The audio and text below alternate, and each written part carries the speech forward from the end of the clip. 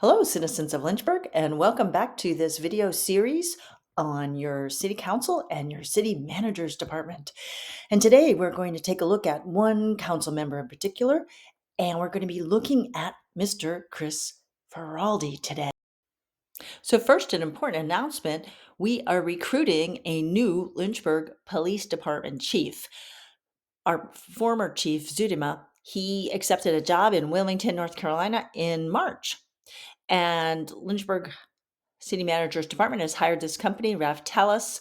They have worked in Austin and Boulder, Colorado. Here's a list of their expectations, which include promote diversity, equity, and inclusion. You can read the rest. This meeting to discuss the hiring of the new police chief is going to take place at Heritage High School this coming Wednesday on the 19th at 6 p.m. So let's get into the encounter between former Police Chief Zudema and Councilman Faraldi that occurred January 28th. So here we have some former giants in the field of investigation and data analysis. And we want to talk for a moment about the Dunning-Kruger effect. And Dunning and Kruger were two psychologists who did some research noticing and discovered that people tend to, the less people know, the more they tend to overestimate their own knowledge and abilities. Oh, yeah? How's it look, Marge? Didn't monkey with his car there, did you? No way. Did you look in his citation book? Yeah. Last vehicle he rode in was a tan Sierra at 2:18 a.m. Under plate number he put DLR. So I got the state looking for a Sierra with a tag starting DLR. They don't got no match yet. I'm not sure that I agree with you 100% on your police work there, Lou. Yeah? Yeah. I think that vehicle there probably had dealer plates. DLR? Oh. Here's what the data says. Now, the next set of data is information for victims who are juveniles.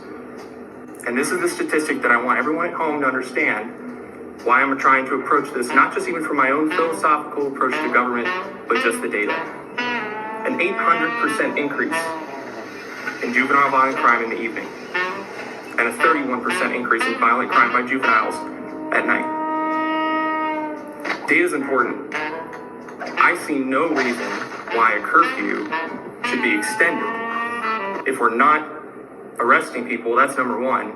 And number two, if the data shows that, wait a minute, this is actually doing very little, if anything at all, to stop violent crime for young people. I would just say this, when we look at the numbers, and I appreciate Councilmember Faraldi sharing some of the percentages, those seem significantly high without question. When you look at them by percentage, I would just ask you to look at the raw numbers. When we look at, for example, violent crime by juvenile offenders in the nighttime period, and when we say night, for purposes of the data that we're discussing, that is the curfew hours from 11 p.m. to 5 a.m., that 31% increase at night is a difference of an average of 2.7 offenses versus 3.5. So it's less than an offense. When we're really dealing with small numbers, those percentages can be skewed pretty significantly.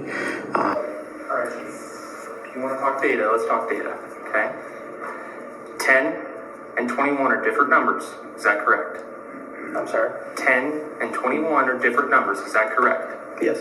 That is 103% change. Data, yes, can be manipulated.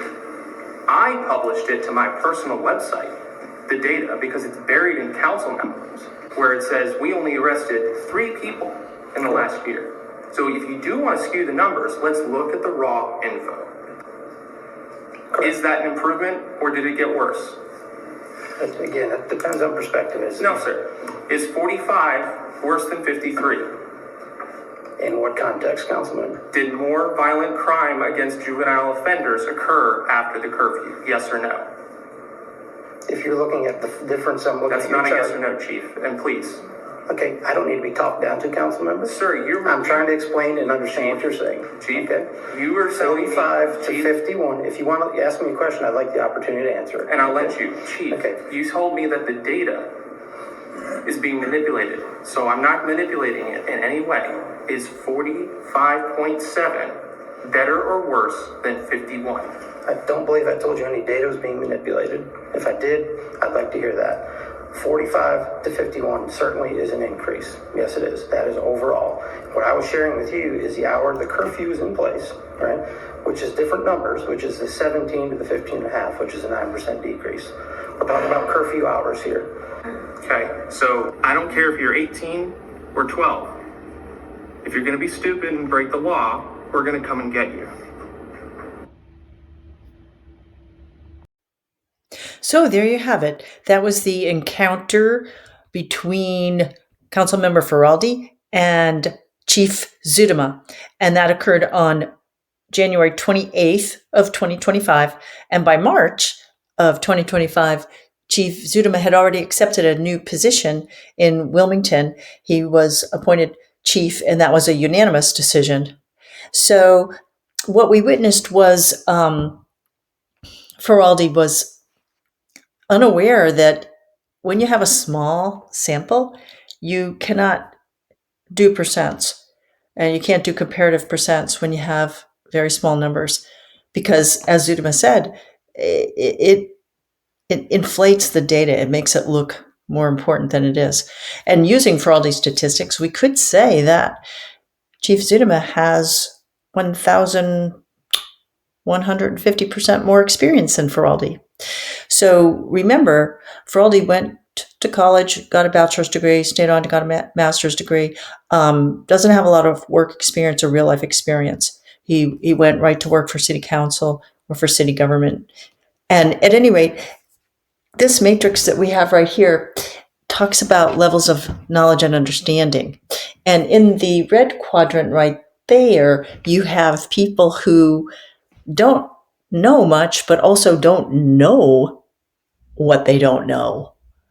So that's a dangerous quadrant. We don't want people who are in that quadrant because, again, keeping in mind the Dunning-Kruger effect, those people in the red quadrant actually tend to be the most arrogant and the most opinionated because they simply don't know.